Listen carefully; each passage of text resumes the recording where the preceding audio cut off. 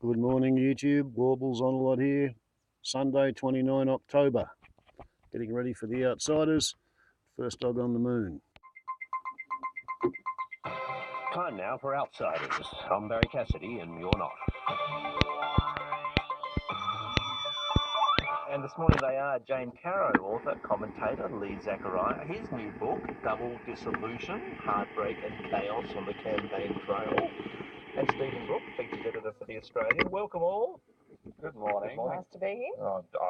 And what a cracking day it is for politics. My favourite thing that's happened in the last 48 hours is the front page of the New York Post. Why, you may ask? Well, it has a picture of Anthony Weiner on it and the headline, Stroking Gun. Yeah. A little subhead that says, this is all to do with emails, and Hillary Clinton emails made available through WikiLeaks. Thank you, New York Post.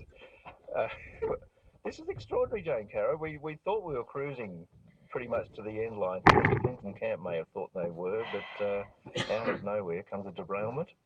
Yes, and what a derailment.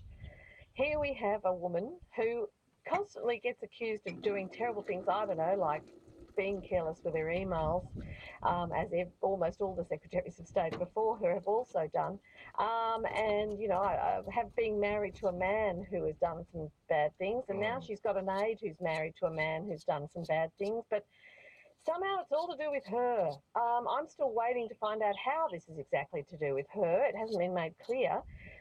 From what I've read, they're not on her server. They're not from her. We don't know much about them at all. I mean, No. FBI Director James Comey, this is what he wrote to Congress, saying, quote, in connection with these are the emails, in connection with an unrelated case, the FBI has learned of the existence of emails that appear pertinent to its investigation of Hillary Clinton's private email server. Here's Hillary Clinton herself.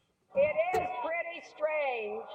It's pretty strange to put something like that out with such little information right before an election.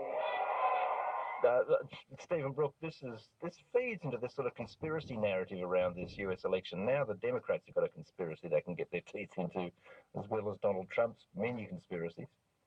Absolutely, and Hillary has lived with these kind of conspiracy theories all throughout her political life, in fact, all through her husband's political life. And I think that the Republican and the far right found great succor in trying to drip poison and make mud stick on Hillary. And if you go back to the Whitewater property deal, etc., this one being unusual in that there are so little facts about what has gone in here.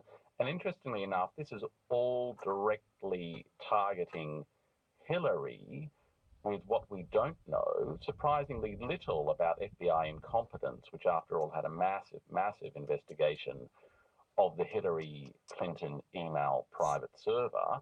And now they're turning around and saying, oh, actually, we missed a few.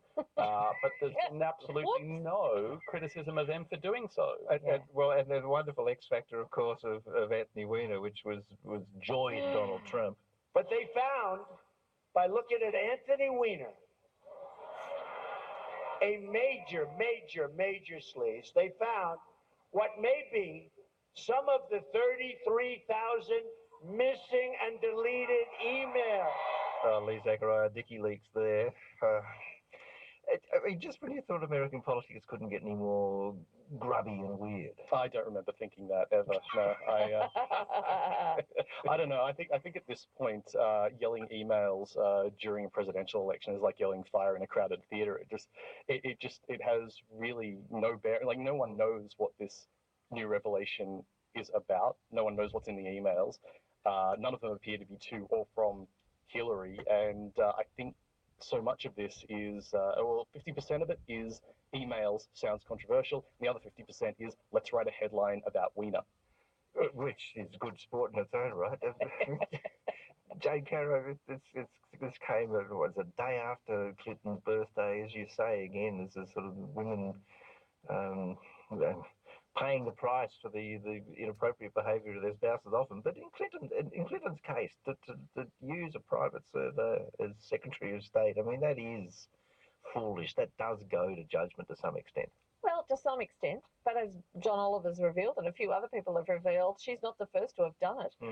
In fact, it was unexceptional when everybody else did it. And as I've read, the reason she did it is that the State Department's technology is so poor, it can't handle two separate devices. So you have your private device and your State Department device, and as many other officials have decided before her, that actually could lead to confusion, to losing one, to using the wrong one, all that kind of thing.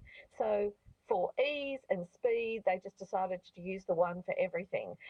Now, you can criticise that in hindsight as being poor judgment, but as it was actually quite traditional behaviour. It made sense at the time. It made sense at the time. And it hardly sounds like a hanging offence to me.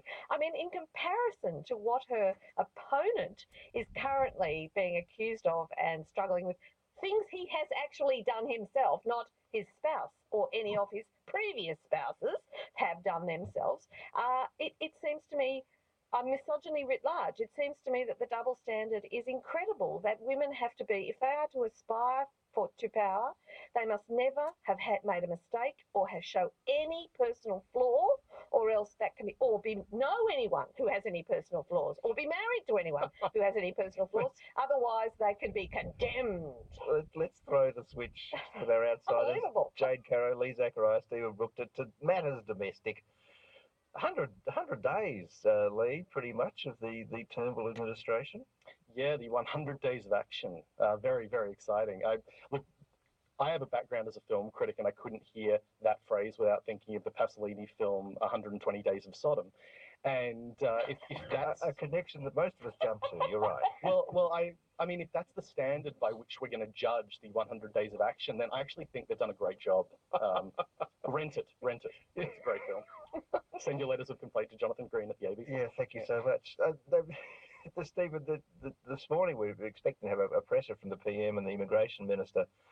Asylum seekers that came here by boat will be banned from setting foot forever on Australia, even if they are refugees. We're taking another step in our tough border policies.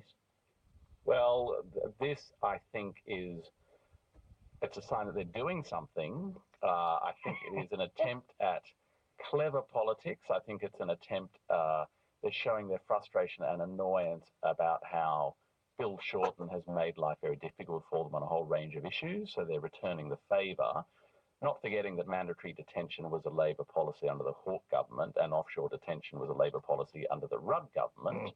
So they're just throwing that open and saying, we are in effect solidifying and codifying what Rudd's policy was, i.e. that people who tried to come by a boat would never set foot in Australia.